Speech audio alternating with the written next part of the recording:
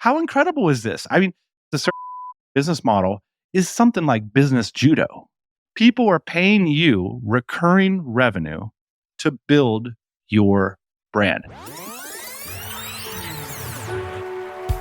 Hey, podcast listener, even if you are alone in your entrepreneurial journey, know that today, right now in your earbuds, you are joined by thousands of entrepreneurs from all around the globe seeking to grow better, more profitable location-independent businesses. If you'd like to learn more about what we do and download our entire back catalog, check out tropicalmba.com.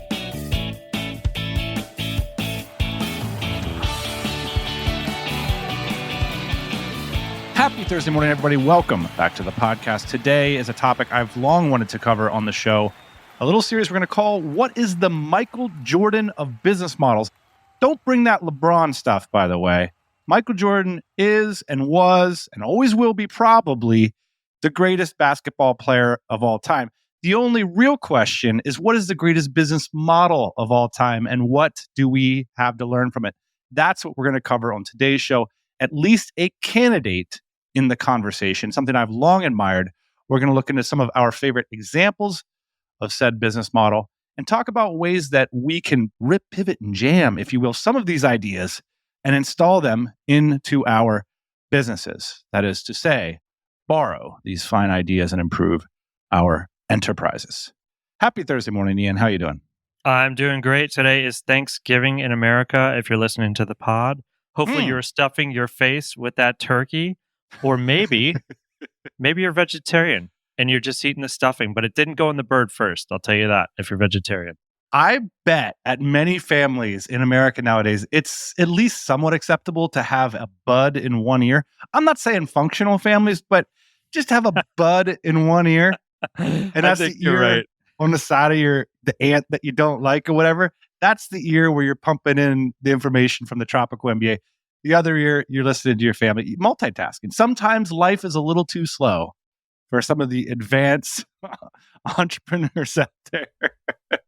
If you're not in America, you don't know about Thanksgiving, pretty good innovation. It's a holiday where you don't do anything except eat. You just hang out, do nothing.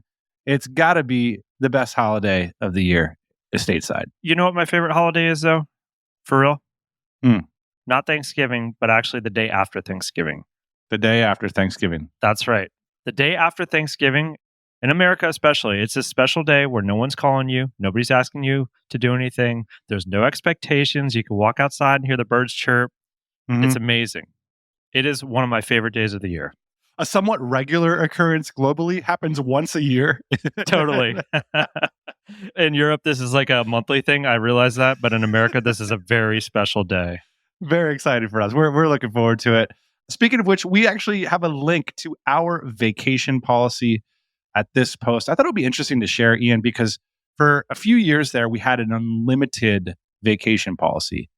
And in tech land, I think an unlimited vacation policy is basically the same thing as having no vacation policy, because that's exactly how it operated in our business, which is our team members weren't actually taking any time off because they're extremely conscientious.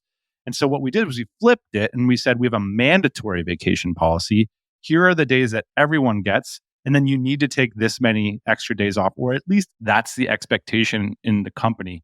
So I thought as we take these wonderful days off and we look forward to a TMBA tradition of shutting the laptops from December 24th to January 2nd. So our team can take real vacations over that time and don't have to schlep back to the office on like 26 and 27 to talk to nobody. That's the worst.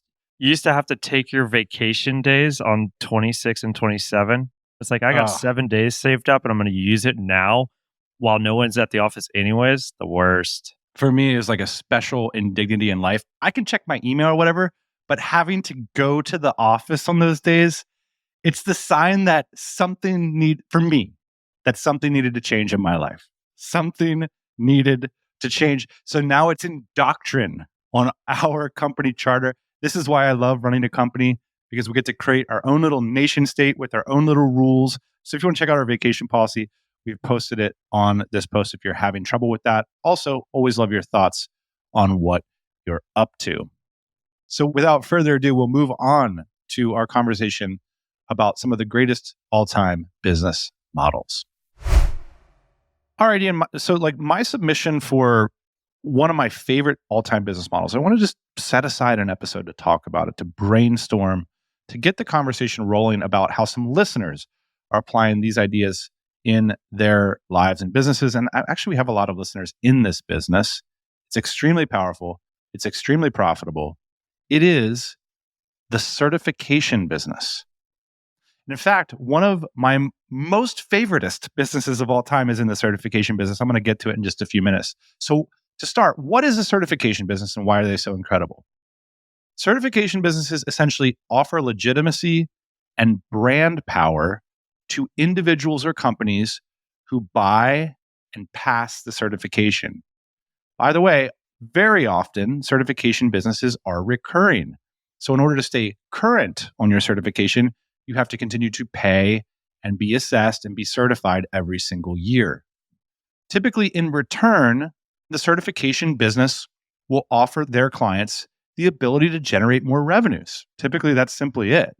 Or in the case of individuals, they'll offer them a way to make more money or to make a living in general. They typically do this by offering them on the low end training, and on the higher end, the more expensive certifications, they're actually giving leads. Like you're getting business directly for having invested in the certification.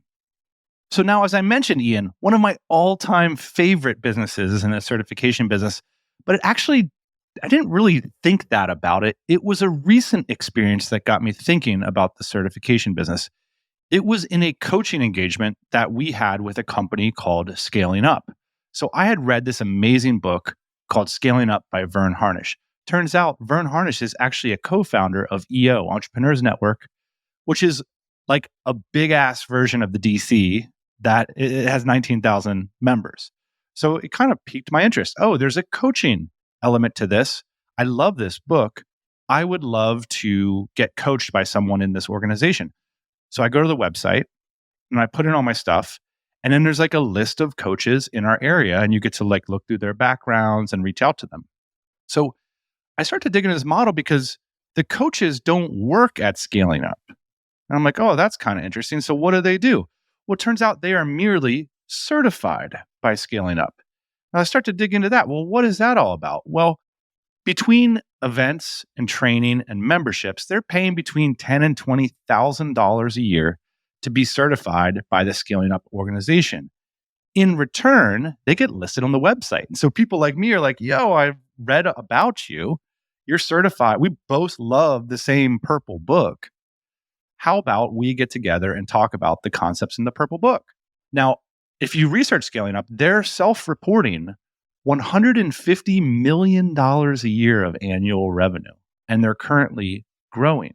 So this is like sort of the for-profit side of the EO community, or one of the for-profit sides of it. What I think is so fascinating is think about the margins for these certification businesses, because the operation is being executed largely by the agents in the field. Like your team members don't have to go sit in the conference room in Austin, Texas for 4 days with two bozos who run a podcast. That is completely off of your books. In fact, the person in that conference room is paying you to grow your brand and to build loyalty in those clients. Because I'm here talking about Scaling Up. I haven't yet named our coach's name, who is amazing. His name's Rob Lynch. Shout out Rob Lynch. How incredible is this? I mean, the certification business model is something like business judo. People are paying you recurring revenue to build your brand. And that's why it's a true candidate for the Michael Jordan of business models. $150 million a year of revenue. The average order value of your clients, let's call it $15,000 a year recurring. So our coach pays Scaling Up $15,000 plus a year. I think they have to do one in-person thing a year to stay current. Yes. Pay the dues. And then we actually just pay the coach. So we pay the coach thousands of dollars. That money never goes to Scaling Up. So the model is just the coaches pay the organization and then the clients pay the coaches. That's right. That's right. And I forgot the most important number. The most important number is, well, who's going to pay a $15,000 a year membership? How about this?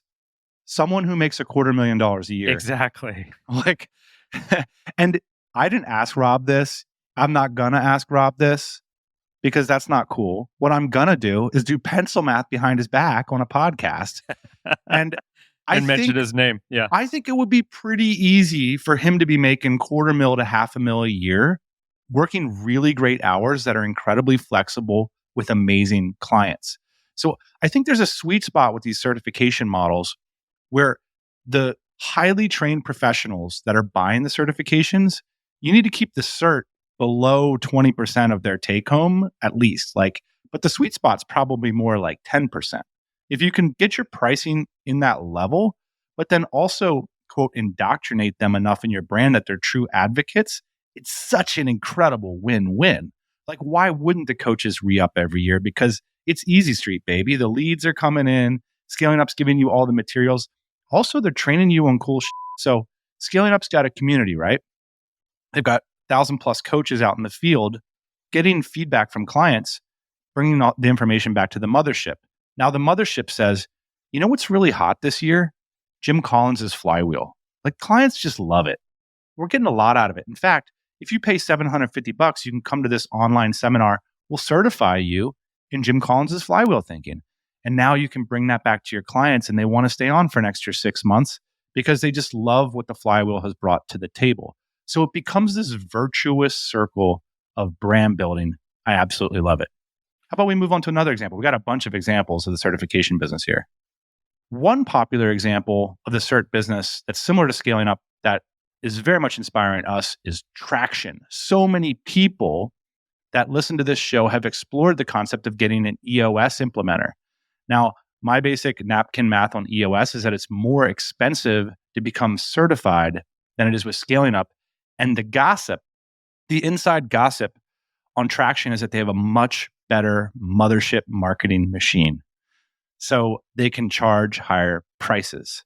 Traction is different than Scaling Up, strangely enough, in that it's targeted at lower revenue companies, typically below $20 million in revenue, whereas Scaling Up has a much higher ceiling. So depending on what kind of coaching you're good at, a lot more people in our community are attracted to Traction simply because the revenue figures are lower. So it's interesting that not always revenue levels track with the investment level, just because Traction has such great marketing. And I think there's a stronger burning desire in the founder-led businesses. I think Scaling Up addresses a lot of executive team-led businesses. So the economics are a little bit different. Well, I'll just say too, one of the main draws that I hear about Traction is you get to identify as a founder as not the one that's implementing. Yes, so that's a great relief, right? So it's all I get to do is be the visionary. Perfect. This is exactly what I signed up for. Tell me, guru, how do I do this? Yes, I'm writing a $20,000 check and getting a t-shirt that says visionary on it. It's a good deal. We are estimating that Traction is somewhere between 15 and 20 million a year in revenue. It's not totally clear if anybody knows the number, but we're talking 5-figure checks if you want to bring what they call an implementer into the business. Now, you can already see Traction is really good at branding and marketing. They're really good at saying, we've got EOS, it's Entrepreneur Operating System. You are a visionary, pay us a lot of money. We'll help you to define a system that an integrator can run. You just need an implementer. I think the economics basically work to be that if you want to be an implementer, you pay $30,000 a year-ish, somewhere in that range. And then what you're billing out to your clients sort of starts at $25,000 and then goes up from there. And so then again, you can do the math on that. You're trying to get that sweet spot of about 10 to 20% of their take home. It becomes a no-brainer because all I got to do is pay into Traction. Same deal. I'm getting distribution from Traction. When people search for implementers on the website, my name pops up. I get leads coming in every week.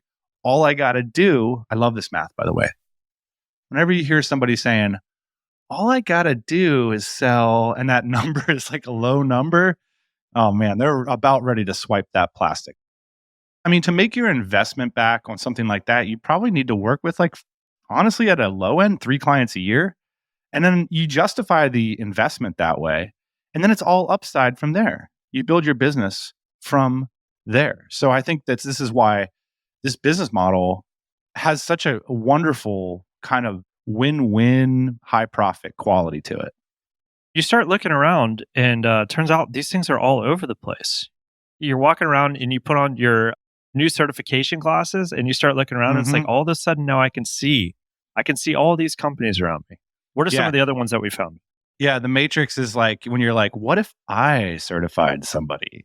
That's like the entrepreneurial glasses. There's a couple. We haven't even gotten to our favorite one yet. I'm going to save that. I'm going to do one more before our favorite one. There's an organization called IFS. That stands for Internal Family System. So this is in the therapy niche. It's also in the life coaching niche.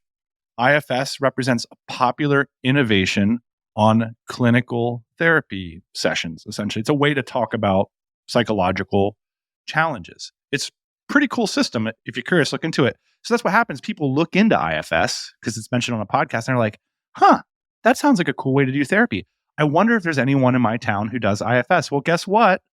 There's a directory for that.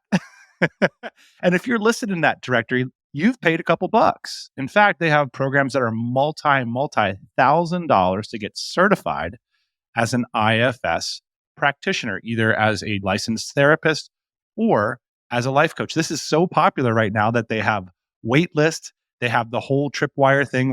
And the interesting thing is when you go to this website, it looks like science, baby. This doesn't look like big business. It looks like science. It's very professional. There's a lot of doctors and periods and degrees and white paper, whatever. You get the point. There's a lot of letters after the name. And you know you're in the right place if you see that. That's right. That's right. What the best part is if you want to maintain your certification in IFS, you got to do stuff every year. So you got to keep paying back to the mothership, building the brand, showing up, paying your dues. And so it becomes this virtuous cycle where, again, I'm paying between 10 to 20% of my take home back to the mothership. But it's a no-brainer because I'm listed on the directory. In fact, I did a little bit of Reddit snooping, and there's big conversations amongst therapists as to whether this is worth it or not. And a lot of therapists are basically like, I just read the book and I know everything the certified people know.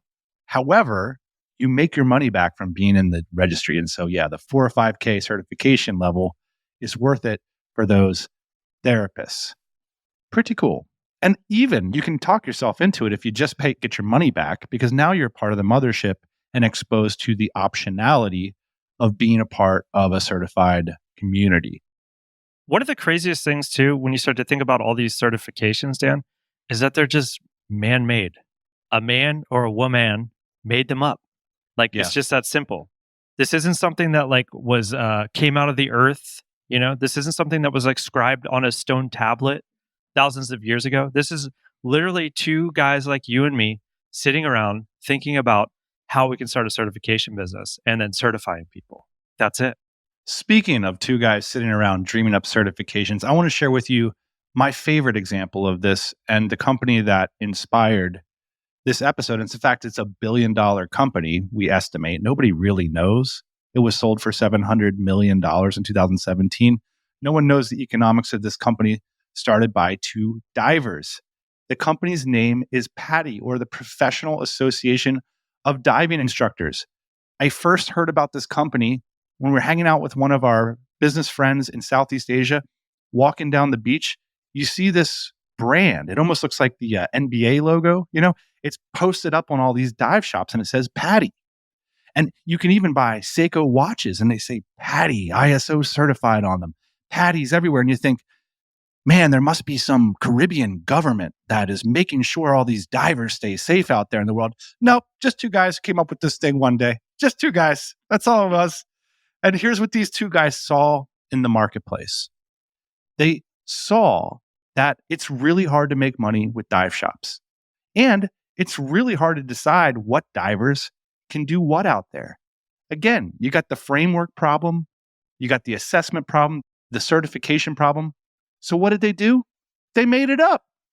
Fast forward to 2023, they have 128,000 professional members. These are members who are administering scuba dives. They have almost 7,000 certified dive shops in 186 countries.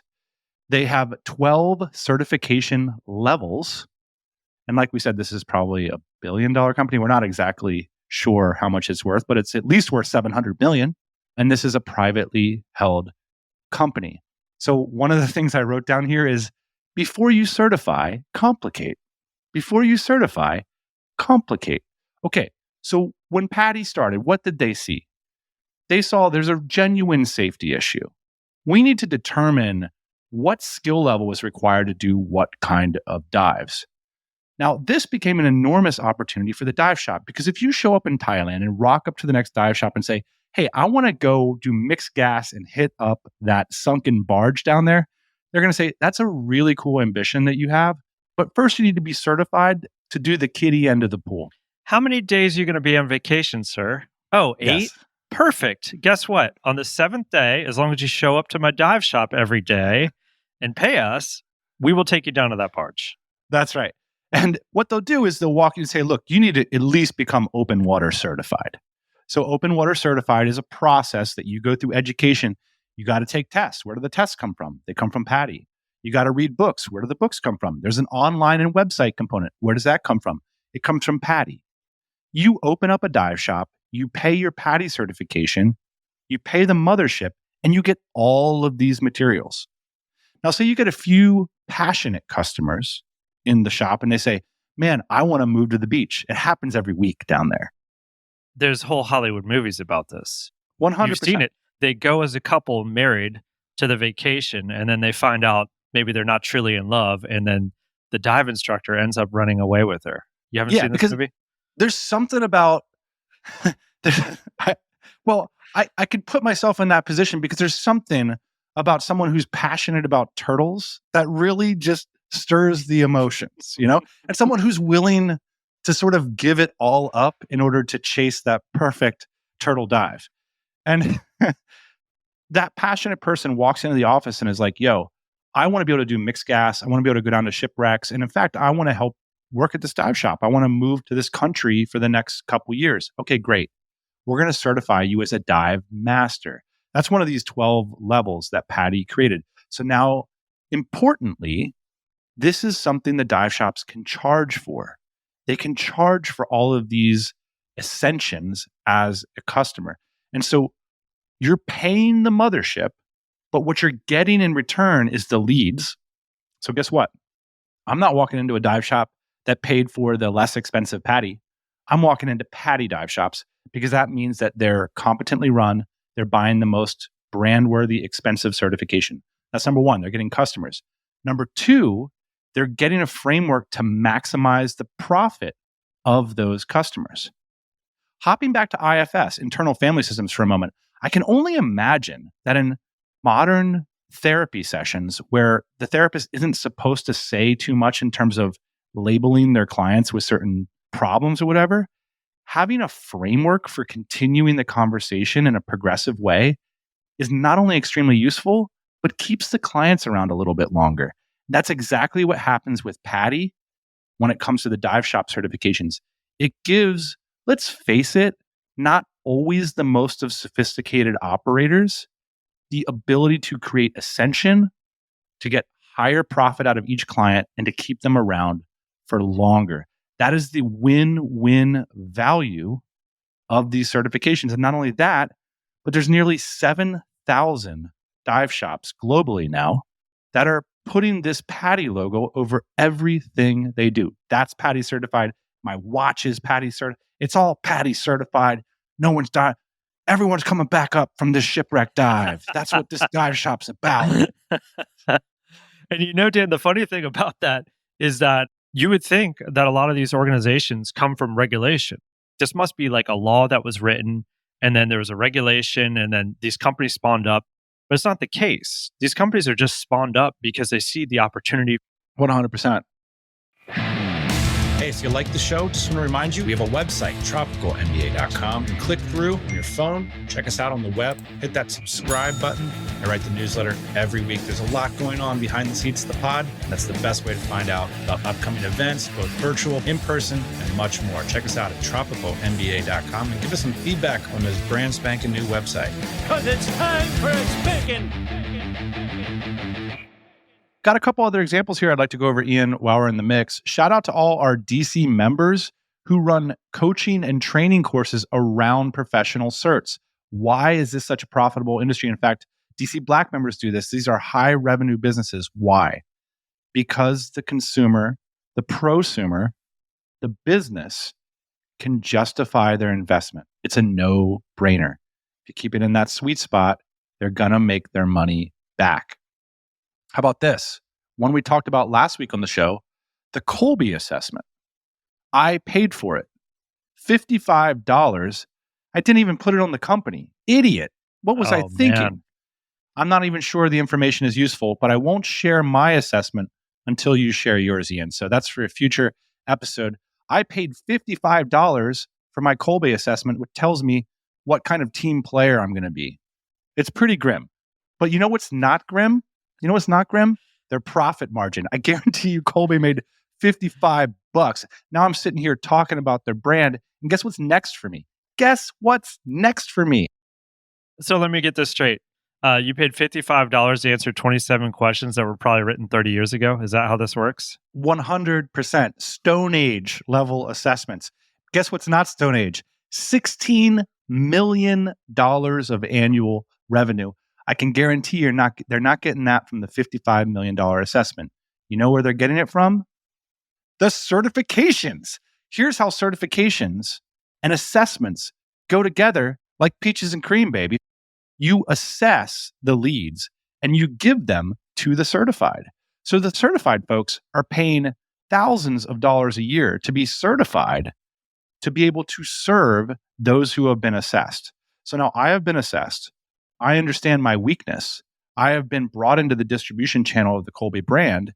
And if I want to improve that or have my entire team assessed or have an on-site or start to do seminars or bring it into my HR department, now, bam, I need someone who's certified and who understands how to work with this stuff.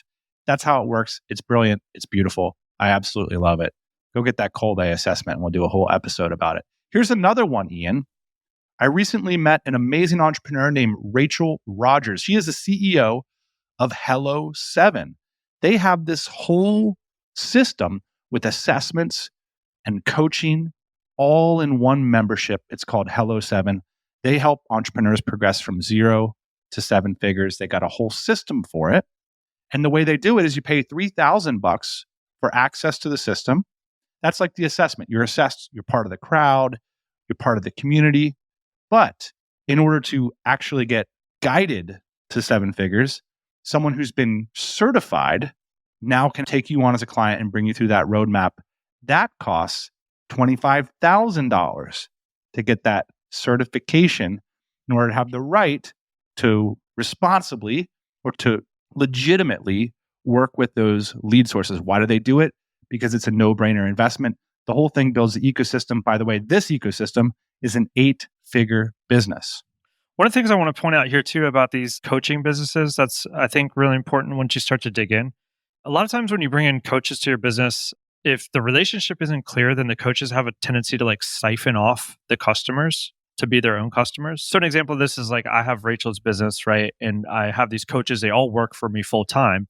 But then the coaches, they start to get a little greedy, right? So it's like, I'm making pretty good money with Rachel over here, but like, wouldn't it be nice if I had these like 2 or 3 clients on the side? I could just do it on the weekend. And then before you know it, they're starting to build out a portfolio. And then before you know it, they say, hey, Rachel, I'm not going to work for you anymore. I got my own clients over here. So one of the cool things about the certification model is that you totally thwart that whole situation. Because basically the coaches pay you and then you say, take all the clients you want. Yeah. It's like you're not trying to turn a wolf into a loyal servant. You're letting a wolf go hunt. That's right. You're letting a wolf go hunt. And exactly that, Ian. That's why these things are so beautiful, because otherwise these people would not hang around. They would not stick in your ecosystem, but you're making that ROI through your certification so undeniable. I'll say one thing that I am curious about though is like in these situations, like does it breed the best? Does it breed the best? Because if you are the best and you have to go out there and like you said, fight as a wolf out in the wilderness, like, and you have to bring it home for yourself every time, then you're the best. Like you have to survive. So I think in these models, I do have some questions though about like who the best is. Because if you can just simply pay in and then simply get clients, then maybe some of that hunger is not there. Hmm. Wow. It's a really interesting question. The one thing I thought of as I was thinking about a lot of the people that I know that have paid for these certifications, and because I'll get to this, we are creating one. I want to create one. I want to get to this. And who I would sell it to is a lot of them are the best. But the question is what are they doing right now and what are they focusing on? So like our coach from Scaling Up, for example, extremely talented, incredible background. He was great. Rob Lynch, you're freaking great, man.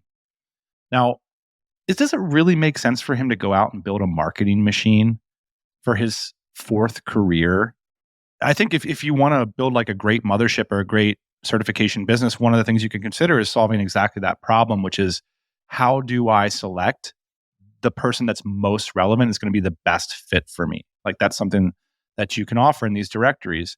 One of the things I've long thought of, and we were brainstorming ways to apply this. How do you apply this idea in your business? The idea of assessments, of certifications. And one of the things is just being able to make that selection is a big part of what these businesses solve. There's no real clear way to like certify an agency, for example, in our niche, even though there's kind of agencies everywhere. It's a similar problem. Like when you want to go get links built or when you want to go get a website done, how do you know who's doing good work now? Those are genuinely hard problems to solve. They might not be profitable ones to solve, by the way, but it's sort of in line with what you're asking about, Ian. Well, in the case of some of these larger companies like Google, Amazon, HubSpot, there are actually certifications, right? Like you can get certified in their products, and basically it makes them better customers of their products. Yeah, because how cool you is can that? get these certifications. Yeah, you charging your customers to become professional users of your product. That's a really cool use that these legacy tech firms use. Like Salesforce has one. It's like you can become a Salesforce administrator. It costs a few $100s. Now you can have a fully remote income because you got that certification. That's pretty cool, like implementation of this concept. The reason we bring this all up is I think this sort of thinking in our space has a ton of potential right now. We're mature, but pre-regulation. There's more and more people seeking to earn a living on the web. And there's innumerable niches and ways to do it. And structuring, on one hand, the frameworks for making money. And on the other hand, the distribution, so those folks can make money. That's an extremely powerful place to position yourself in an industry. We were just brainstorming some ways that listeners could apply this. And I mean, I'd love for listeners to write into us, and I have so many ideas. The first people I thought of was the Empire Flippers, who've been on this show before, and they have a curated marketplace for buying and selling businesses. But I'm sure there's a lot of businesses that they don't want to sell on their marketplace, or that don't fit their audience, or that would be better in the hands of, wait for it, a certified broker. Something like that. I mean, I think that would be really cool. Like, how much would you could ROI that so fast? You could pay tens of thousands of dollars to come into the inner circle of one of these marketplaces. If it's a small program, they could come up with a partnership where they guarantee you make your money back. And then the leads that come in, say for agencies of X size that don't really fit with our marketplace, those leads are going direct to you. And you're going to follow the Empire Flippers brokerage system. And now you're going to go out there in the world and grow our brand, similar to how a lot of real estate companies have done this. You buy into the credential of Keller Williams or whatever, you put a sign out in your city, and now you are a representation of this brand's values that now people in that niche can have access to, where previously, maybe if you were in the agency space, Empire Flippers might not be the first brand you'd think of, but now you've got a licensed broker who's focused on those types of business. I don't know, something like that could work. Who knows? Yeah, the mental exercise here is to try and figure out essentially how you can credential your industry or your business. And the internet is still like the Wild West. And so it's like, again, if you want to come up with a certification, spend the weekend and do it. Let me give you a personal example. We got a wonderful email from listener Robbie last week. This is something I've been thinking a lot about, Ian. Robbie writes, a great episode this week. I know DC Black is a major focus, but I'm not sure what happened to DC Scale. I would love to get in a position where I qualify for DC Black. And basically the implication of the email is like something like DC Scale could really help me do that. Back onto the email. I know you get a ton of ideas sent your way, but if and when you ever wanted to start a DC Black undergrad program, I'd be interested. Thanks, Robbie. And there's a lot more wonderful things. Shout out to Robbie.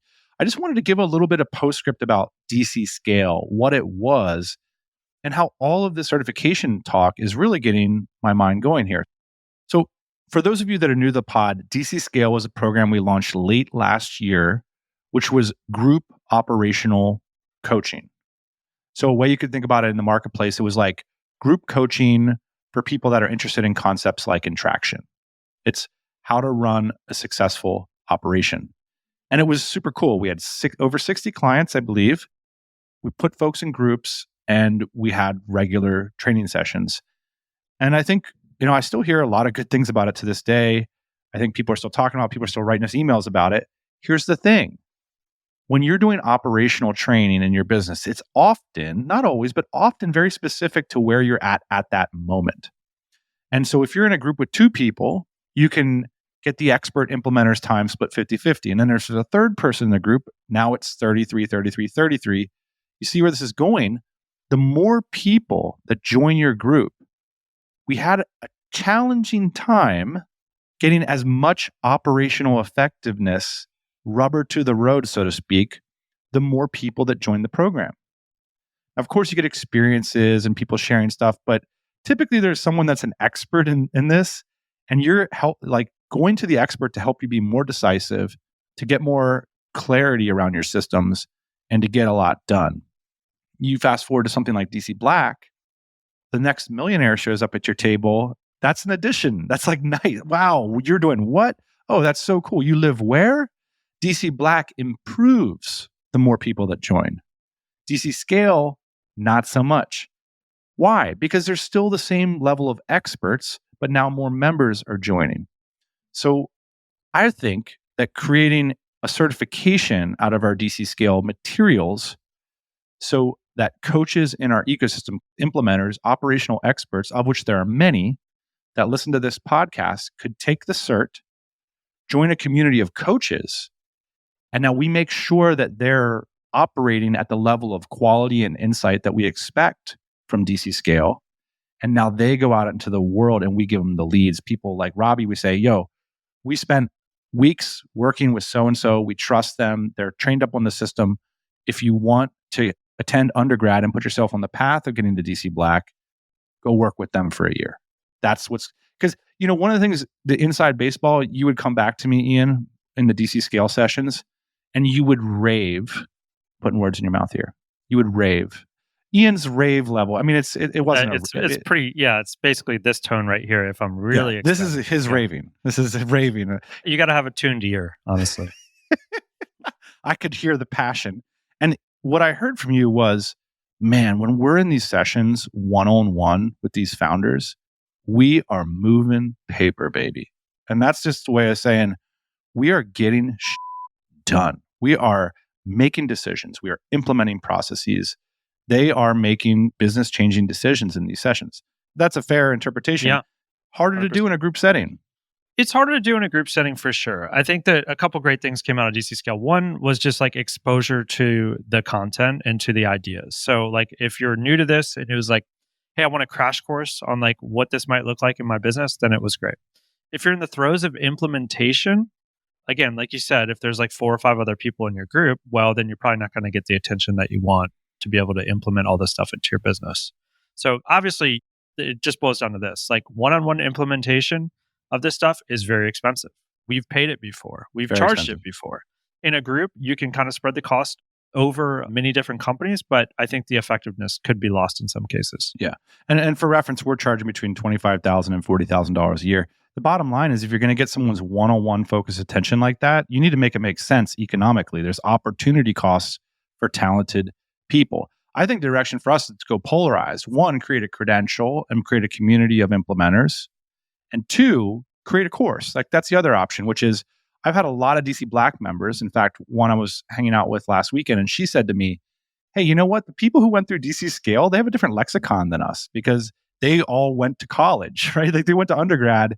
they have a framework and systems for speaking about these things. And she thought that that was really compelling.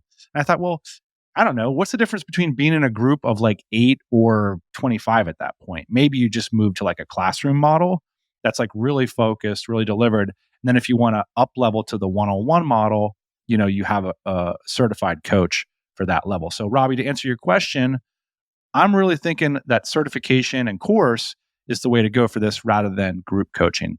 That's the punchline as to where DC Scale's gone and why we launched DC Black. So let's wrap it up, Ian. That is what I would submit as the Michael Jordan of business models. It is the certification business model. You offer brand power and legitimacy to businesses and individuals, and you also offer them distribution, and they pay in because they know they're going to ROI hardcore on the annual certification fees that they're paying to you. And meanwhile, they're going to grow your brand on your behalf because as part of your incredible brand, they are making an incredible business. How cool. I love it. It's such a cool system. It's such a cool business model. And I'm curious as to what the listeners think. We have so much else to talk about, but it's a holiday for so many of our listeners. So we'll put off a couple things to future episodes. Number 1, Kolbe assessment reveals. Number 2, we're going to talk about the rise of the super consultant. These are people working less than 40 hours a week, making more than $300,000 a year. Okay? The super consultant, and often super consultants are armed with certifications. And guess what? There's going to be a lot more super consultants in 5 years than there are right now, and you can create those certifications. We'll talk about that. We'll also continue on the conversation about the split and sell method of laying golden eggs with your current business that you can then exit. Been getting a ton of listener feedback about that concept. Really quick, some holiday reads. Everybody is talking about OpenAI.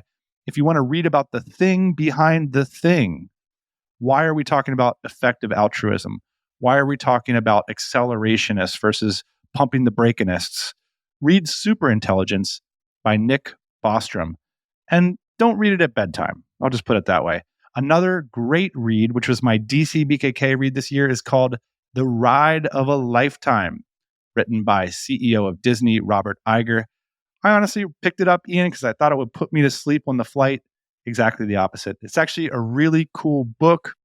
Robert Iger is a compelling character, and this book is really inspirational. Disney is one of the great all-time American companies. And get this, there's a lot of personal friendship with Steve Jobs stories in this book, and that's one of the coolest parts about The Ride of a Lifetime. So just some holiday reading there, Ian. Awesome, man. Well, it is time for me to go stuff my face with turkey and overeat and regret it and then overeat again and then fall asleep. Oh, nothing like the holiday season. I love, like people do not tune into this podcast for personal improvement advice. That's for sure. It's like not our vibe. Like, throw the scale away. We are indulging.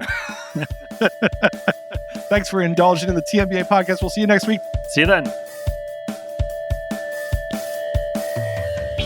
Hey, thanks for listening to the Tropical MBA podcast. You can go to tropicalmba.com, get access to hundreds of back episodes and all kinds of other goodies. Load up your iPod. That is the cheapest way to fly business class on your next international flight.